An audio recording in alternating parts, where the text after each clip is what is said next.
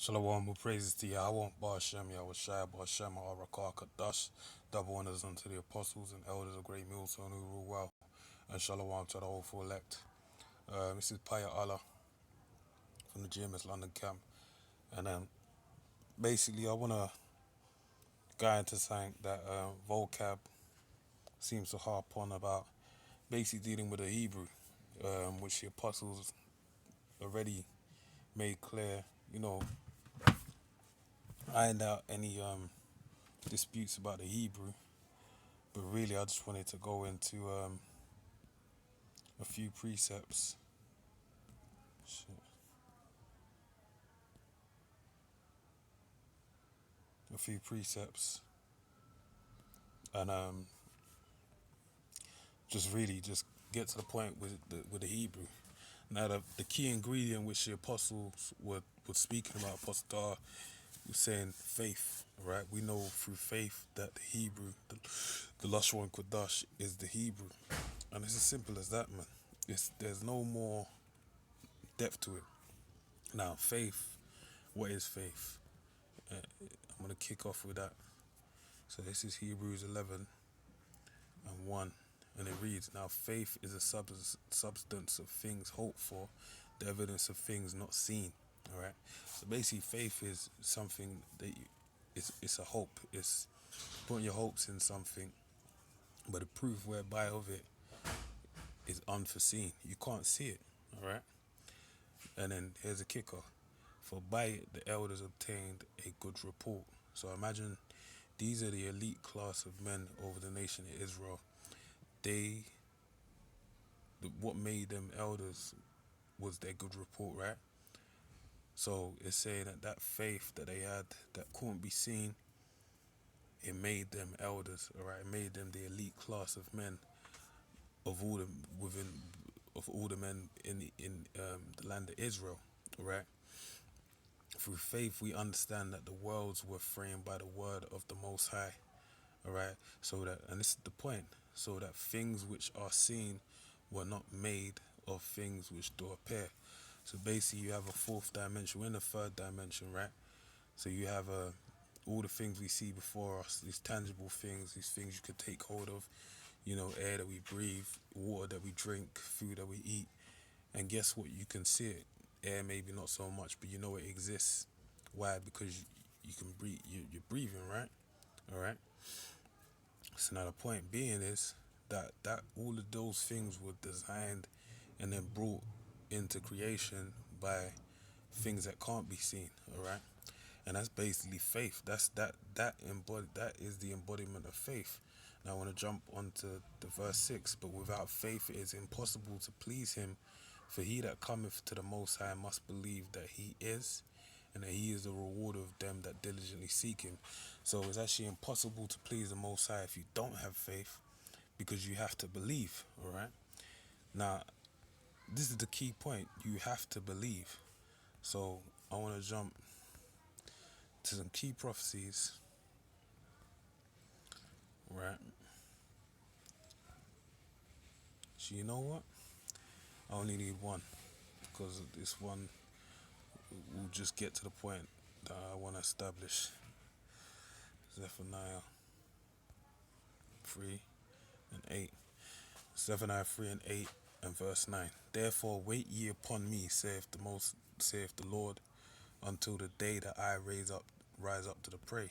So the Lord has told us that we have to wait upon the Heavenly Father, wait for Yahweh Shai, our deliverer, to save us out of this bondage. The same, he that endureth to the end, the same shall be saved. Salvation is a race of endurance, cross country, along, a marathon, so to speak. That at the end is where you're gonna receive your reward, all right?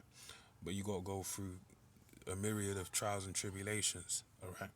Now, it says, "For my determination." Now, the Lord's giving it like let you know why this is the case. "For my determination is to gather the nations, that I may assemble the kingdoms, to pour upon them mine indignation." So this is the reason why he's saying wait, because he's saying, look, I have a plan in place I want to gather up all these, build up these nations, and then put them to basically to face off against each other into an ultimate decision making, a decision basically being a judgment. All right. So it says, "For my determination is to gather the nations, that I may assemble the kingdoms to pour upon them mine indignation." Now, when you think of what did David say? He said, "Through thy precepts I gain understanding." And in the book of Isaiah, it tells you basically here a little, there a little, precept upon precept. Um, um, Basically saying the way you get understanding is by going here and there and there and building up a puzzle by gathering up all these different precepts together to establish the subject, to bring more depth to the subject matter. All right. So this is the point. In the book of Joel, it says, "Let the weak say, I am strong." You had weaker nations. For them to participate in this prophecy, they had to be built up, and that's why you have things like the BRICS: Brazil, Russia, um, India, China, and South Africa. These nations have been built up to be able to go head to head with the great powers that were, being the United Kingdom, England, and now in present day, which is waning in their power, being America, Babylon the Great. All right. So that's the point. The Lord saying He had that determined. All right. Okay. Upon that I may assemble the kingdoms to pour upon them mine indignation, even on my first anger. So that's why He wants them all gathered. He wants them all lined up in one place, so He can execute them all at once in a great massacre. For all the earth shall be devoured with the fire of my jealousy. For then will I turn to the people a pure language, that they may call upon the name of the Lord, to serve Him with one consent. Now this is obviously, it tells you um, the name of the Lord is a strong tower. He that runneth into it is safe. And even it's a question outlined in Proverbs the 30th chapter. What is the name of the Lord, the Most High, and what is His Son's name? The Lord, in order for you to be saved, you have to know the name of the Lord. So these things, this gathering is going to coincide. These things are going to basically, they they go on at one and the same time, right? Because basically the elect are going to receive the name. And the name, what? They're going to receive the language so they can call upon the name, all right? So that shows you, in order to have the name, you have to have the language, because why? The name is in the language of what they call today Paleo Hebrew, ancient Hebrew, Lashon and Kodash.